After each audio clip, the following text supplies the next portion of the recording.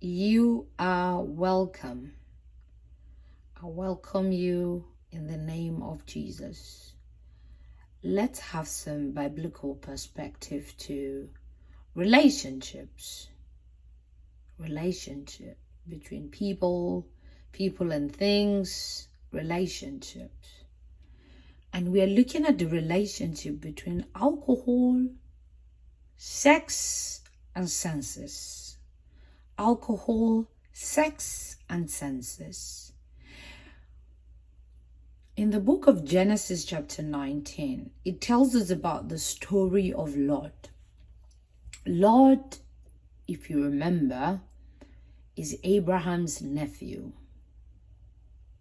And this was in chapter 19. It talked about when the Lord wanted to destroy Sodom and Gomorrah.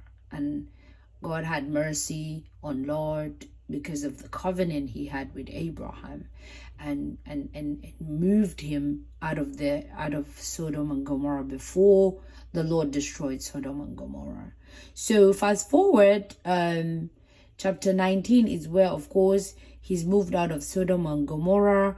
By this time, his wife had perished and became a pillar of salt out of disobedience.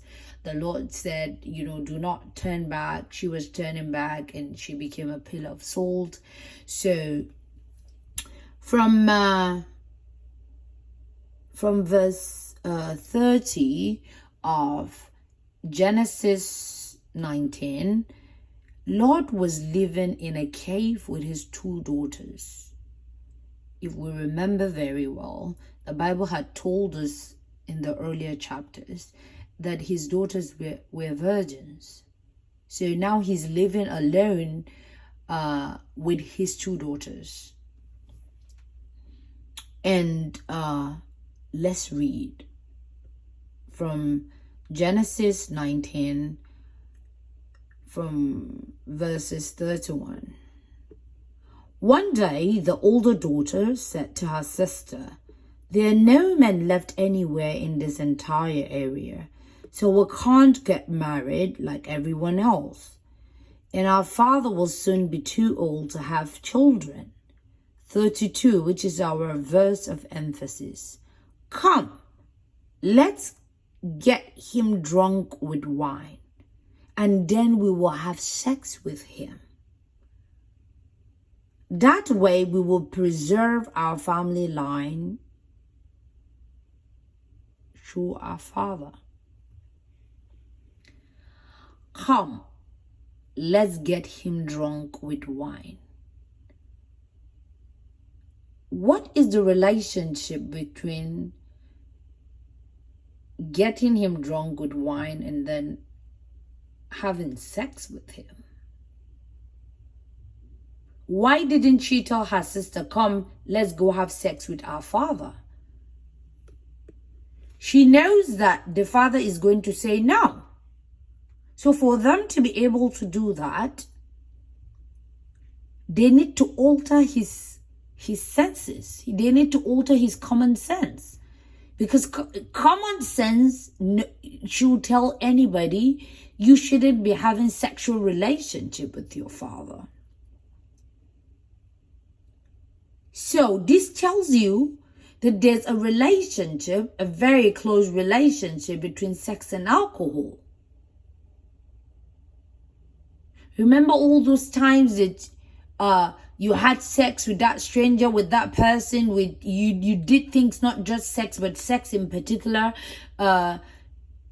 Maybe not you having to be drunk, but you're around the environment of people who take alcohol and do all those things, and then later you're crying, "Oh my God, when did I do this? I said I was never gonna have sex again. Why do I keep doing that?" Well, why do you keep having alcohol? Well, why do you keep being around people who take alcohol? Well, why do you keep being around the environment where it doesn't service common sense? If you read further, it said that the next morning, the older daughter said to her younger sister, "I had sex with our father last night. let's get him drunk with wine again tonight, and you will go in and have sex with him. That way we will preserve our family line through our father. So now they've established a pattern. What alcohol does to you is it establishes a negative pattern. You keep going back to doing those things that you are not even supposed to do over and over again. You keep going back to doing it. Now, my question has always been, when the older sister told the younger sister, why didn't the younger sister say no?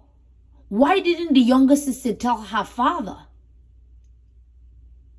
Maybe that way, if the younger sister had told her father, no matter what they gave him to drink, he will be careful. He will be extra careful. It tells you that sometimes the closest people to you, family and friends, are the one that push you into doing the wrong things. But you don't even have the nerve or the inner power, the inner will to say no. Just because they're your sibling, just because they're your best friend, just because, you know them. You've been in relationship with them for so long. But what they're asking you to do is wrong. So it tells you that when you're in relationship with the wrong person, not just it can be your sibling. When you're in relationship with the wrong person, you will get into trouble. You will do the wrong things. And I know someone will be quick to say, oh, well, she's my sister. I don't have an option. God made her my sibling. No, you have an option. There's a difference between having a relationship and being in a relationship. You can have a relationship, which is sometimes when it comes to family, is not your option. You already have those relationships. But it is an option to be in the relationship. Especially when they're not leading you to do the right things. You cannot break the relationship, but you can choose not to be in the relationship, which means you don't allow them influence you the wrong way, no matter who they are, even if they're family. And then if you read further, of course, they went ahead, they got the father drunk again. They've established a pattern, negative pattern. And the younger sister goes in, have sex with him. And they didn't just have sex with him, they had children by their father. So they've created a pattern, a negative pattern. And my question is, what pattern are you creating for the next generation? What pattern are you allowing people, or are you aiding your siblings, your family line, your community? What pattern are you encouraging? Even when you know it is a negative pattern. And then if you look, if you can just go backward a bit, this whole thing is as a result of disobedience. If Lot's wife had obeyed and not looked back and turned to a pillar of salt, then she will be in the cave with her husband and her children. And then the chances of the daughters having to even think that or accomplish whatever it is that's in their thought is very slim or completely impossible, because the wife will be there.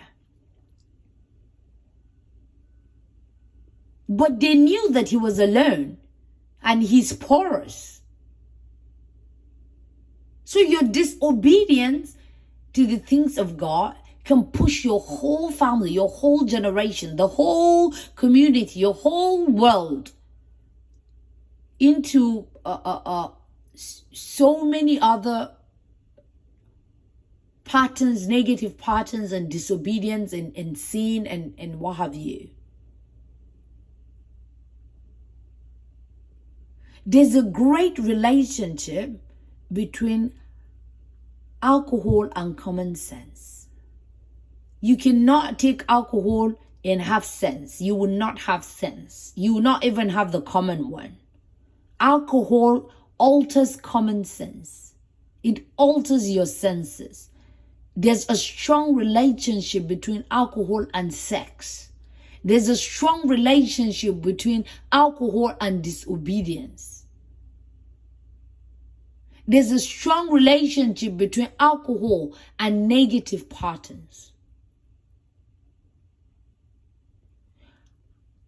Whatever relationship you're in today, with anyone or anything, be it family members, I pray that those relationships are aiding you, adding value to your life.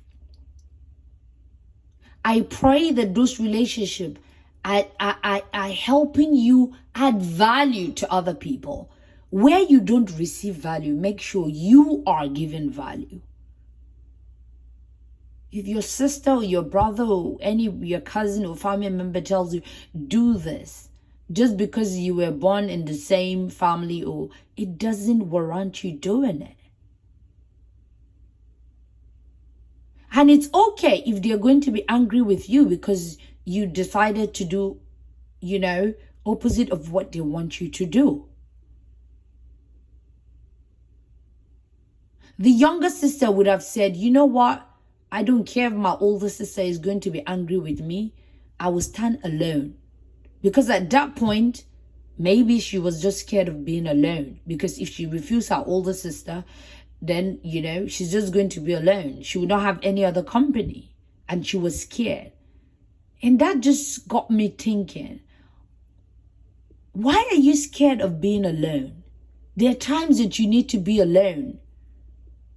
Physically, spiritually, mentally. There are times that you need to stand alone in that truth. You need to stand alone in what God has called you to do.